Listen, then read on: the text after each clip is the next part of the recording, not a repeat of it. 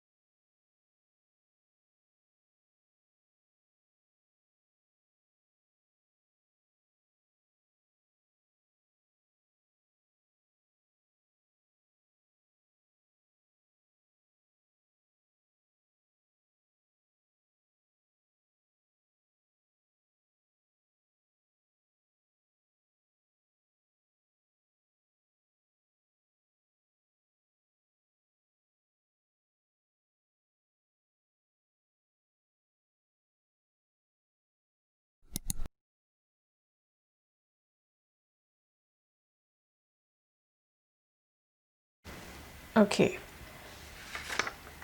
So your time to speak starts now.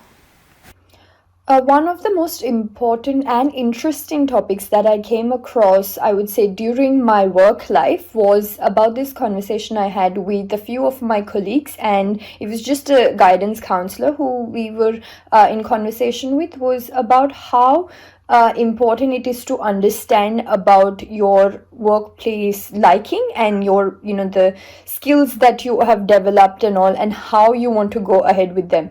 By that I actually mean is that a lot of people are in a certain field of occupation and then believe that they are bound to it for the rest of their life. They cannot explore more options, or cannot explore the diversity that is there in that field of profession itself.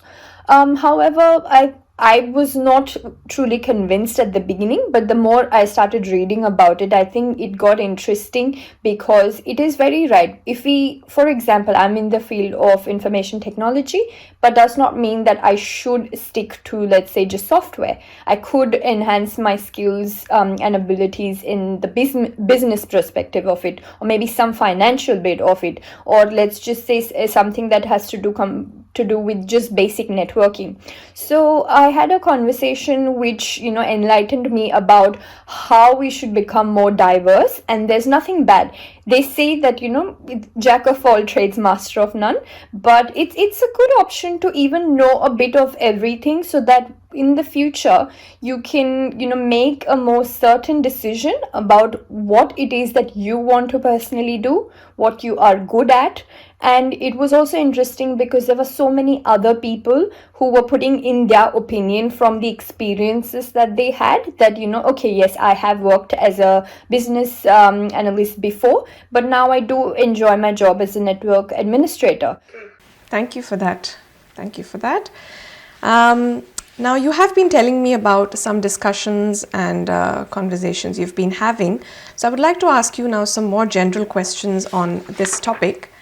If you could tell me that why is it good to discuss problems with other people? I believe it is important because it definitely makes us feel better. It just to lighten up your mood, or your mind.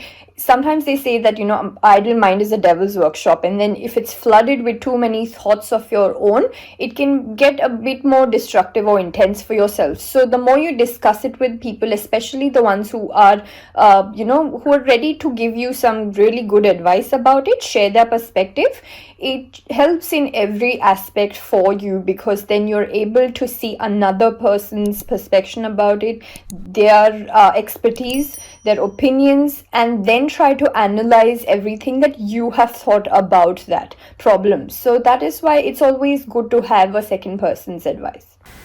Okay. And do you think that it's better to talk to friends and not family about problems?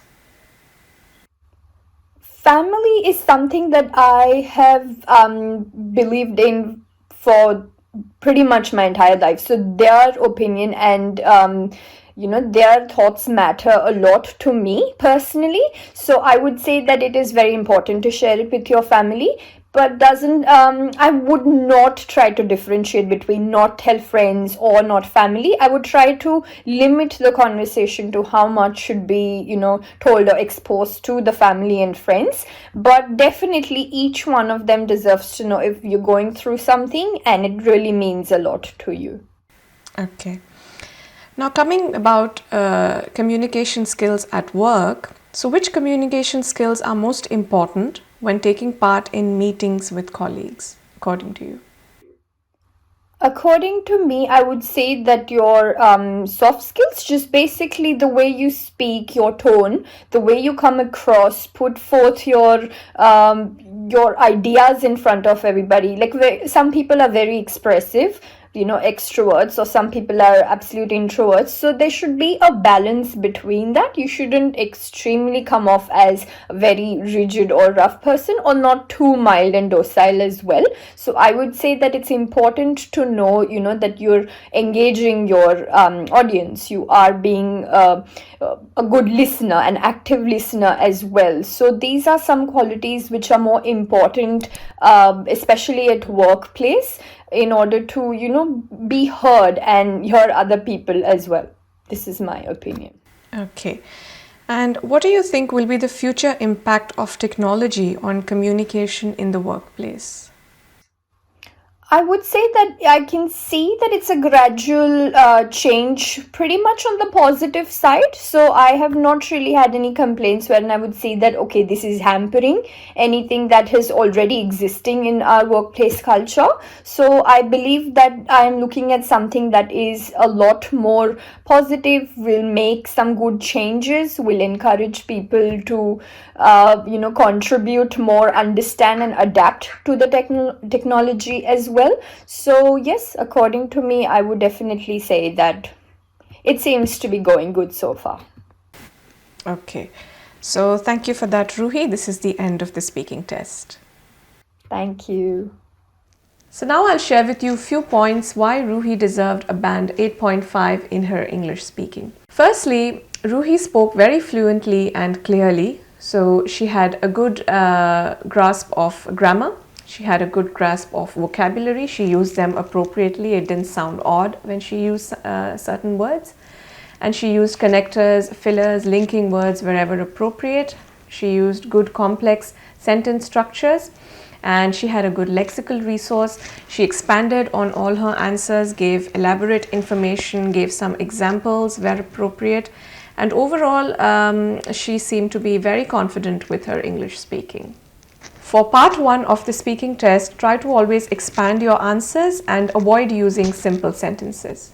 For the part 2 individual long turn, try to always elaborate on your answers. Just make a nice story and give some good details, give some examples, use the perfect verbs, tenses, connectors where appropriate, and then you'll do a fabulous job. And in the part 3 of your discussion, just try to be more general and have a good discussion. Again, expand your answers, because that is something what will really help you with scoring a better band.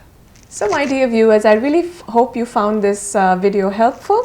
So please ensure that you do subscribe to my channel and hit the bell icon so that you're updated whenever I post a new video. And also ensure to hit the like button so that I get more encouraged to make more videos just for you. And if there's anything you want to know or you want help with regards to your IELTS, just put that in the comments below and I'll make sure to have a look and reply on that. So till we meet next time, I wish you good luck on your IELTS journey. Thank you and take care.